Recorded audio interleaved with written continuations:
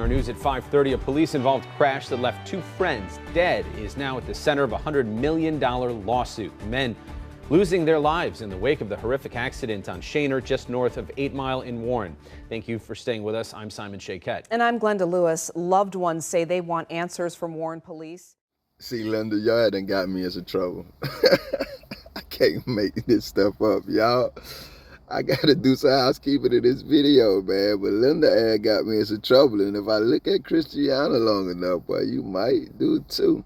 Hey, listen, I'm Trailhand Bill, report live from South Florida. I'm at Crib tonight, y'all. Pray God, it's so beautiful and cool out here.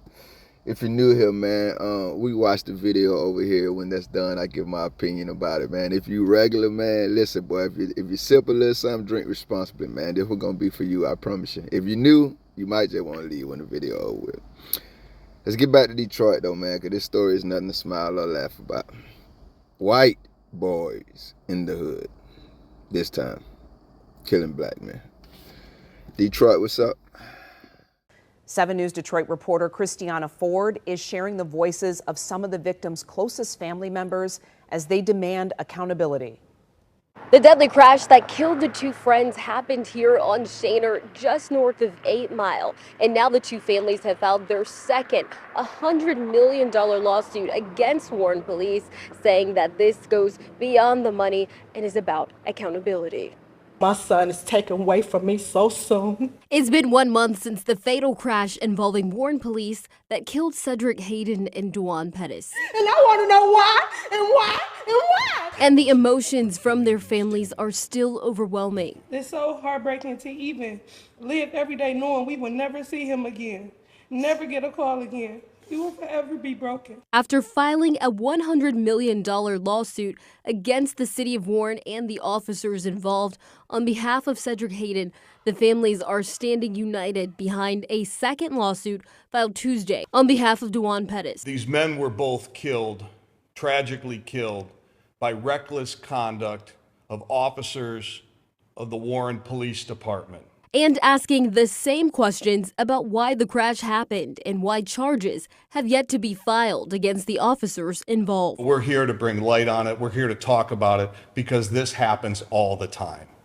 And the police need to be held accountable. An accident around 5 a.m. at Shaner and Prospect, north of 8 Mile. Warren officers were in a patrol car when Hayden and Pettis were driving home from work and hit both fathers who are already missed. He had two beautiful little boys that he looked up to and did everything, but for your cops to come and just take a precious soul like that and no answers, that's wrong. That's why they say this is about much more than money. This is how we get justice. I'm going to stand strong, and I'm going to get answers, and I'm not going to back down. Not with this one. Yes. Y'all will pay. The Warren Police Department is not commenting on this lawsuit. The Macomb County Sheriff's Office is investigating this case, and they tell me that is ongoing, and they should have an update in the next 2 weeks. In Warren, Christiana Ford, 7 News Detroit. Christiana, thank you. A lot of thoughts, man. Let me do some housekeeping real quick, please. If you're new here, man, the video is over. I will leave a link to the print article usually it's in the comments, but I say in the comments or the description, just to be sure. But I do that because my regulars, they were getting on to me so much. Now I just it is what it is. But yeah, that would be nothing but my opinion from this point forward. I want to, and I'm going to, give me a second. Okay, I wanted to be able to say their names, Duane and Cedric. 33 and 34-year-old fathers coming home from work, and you could tell that they were probably definitely friends because you see the pictures of them together. I covered this story already, guys, and so you could go and find that video, man, if you want to see it. It's somewhere. It was recently, so like they said, this only happened a month ago.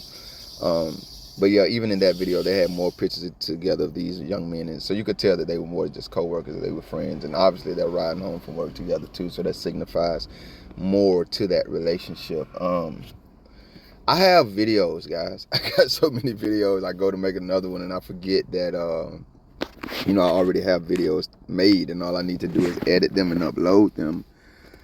But the way my spirit works, man, I like to do things where my heart is in it. So when I record the videos, my heart is in it. But sometimes by the time I remember that I recorded it and needed to edit it, my heart isn't in it anymore. So I'll go on and go back to I'll go ahead and go to the next video. So I have like videos I just need to edit and get to you guys. And I guess now I'll tell you as part of the housekeeping. What upset me Sunday, I think I mentioned it vaguely. I recorded a video about that Orlando shooting. I'm seeing now that the 17-year-old has been charged as an adult. I literally recorded that video 4 times. And when I got to the last one, it was so damn perfect. In my opinion, one of the best ones I ever did. And it was time for me to publish. I've never done this before. I've made a lot of mistakes, never this one. I hit delete instead. And on the program that I use, there's no trash bin. Once you delete it, it is deleted. So that just threw my whole damn day off. Another housekeeping item, guys. I did not realize that this video was in Detroit until I realized, listening to the story again, it just clicked. Yo, they keep saying 8 Mile. This is in Detroit. I'm going to tell you why that is significant. I don't pick these videos, guys. One day I may screenshot you guys. I've done this several times, just never put it in the video. The videos that I do make a little money off of from this channel, it's never these types of videos. It's always the raw auditing videos. You see what I'm saying? And I could make those back to back to back if I wanted to. I don't move like that. I move where my heart tells me to. Praise God at least for that. But that's significant because I didn't pick this video based on what I'm about to say to you now. One of the viewers, shout out to you, this is one reason why I do have an affinity for you guys. I'm hoping you're learning more about me, said in the comments, basically, and now all the diplomacy and political correctness is out of the window. Now y'all finna get unadulterated trailhand bill. The homie say, and that might have been a lady, man, but shout out to you. Hey man, look like you like them white women, man. You'll never be liking the sisters or the others. Like they say like you like the others, you know. So I don't know if they were saying I don't like black women, but I always have a crush on white women in the video, the reporters, or if they were saying I only crush on white women and no other race of women. So let me tell you how I feel about that, man. Number one, I see the comments. I've said this before when my black brothers and sisters jump in the comments and say it's because of race, it's white, it's this, it's that.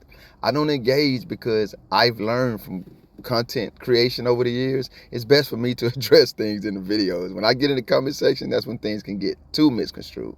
People misconstrue your messages anyway. So I let that go. I also see when the white people, my brothers and sisters, get in there and say, well, y'all need to start talking about race. Listen, I literally don't be engaging because it's best for me to address these things here, and so I will. Man, I don't get no damn about a race. That ain't never been no thing for me. I be having to bite my tongue because I know y'all do. Not just about race, but on many different subjects, man.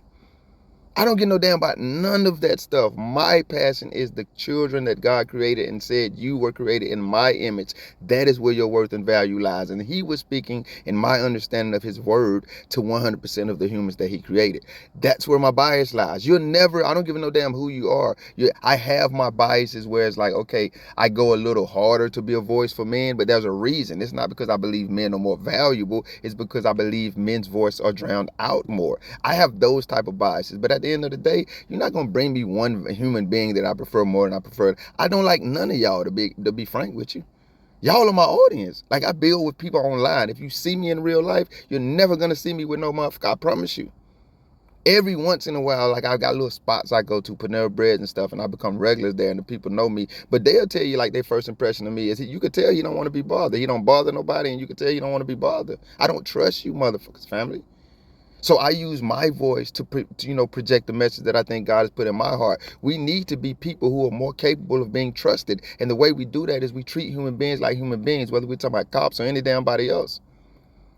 I appreciate that person putting that in the comment section. And I seen Australia, she jumped in there. She said, you're one of those. That's on y'all. Y'all adults. I let y'all iron that out. I will explain myself in this video. How you feel about it is on you. It ain't going to change a damn thing about me. Unless it's substantial enough too, because I'm a fool, but I ain't that foolish. I said I'm going to do some housekeeping in this video. I'm me, not whoever else. But I appreciate those questions, because part of being me is the fact that I don't mind being questioned. I'm not high-minded in that regard. And a lot of questions that people have asked me about my character, respectful and responsible questions, not rumors, about my character, they help me to examine myself and grow in ways. I'm going to leave that there, though. I don't give no about no color, man, no white woman, no. I'm going to tell you, I'll give y'all say that for another video. I don't care nothing about that, fam. And if you would have watched all of the videos, you will go back and see. It's been plenty of non-white women that I got a crush on. Let's talk about this story, man. I know I told y'all I was going to be some damn housekeeping. I might put some in the beginning of this video to let y'all know I ain't doing none of that. I had a problem with this because I'm looking around and the first thing going through my non-politically correct mind, I'm telling you, I'm me, not nobody else. All these damn women.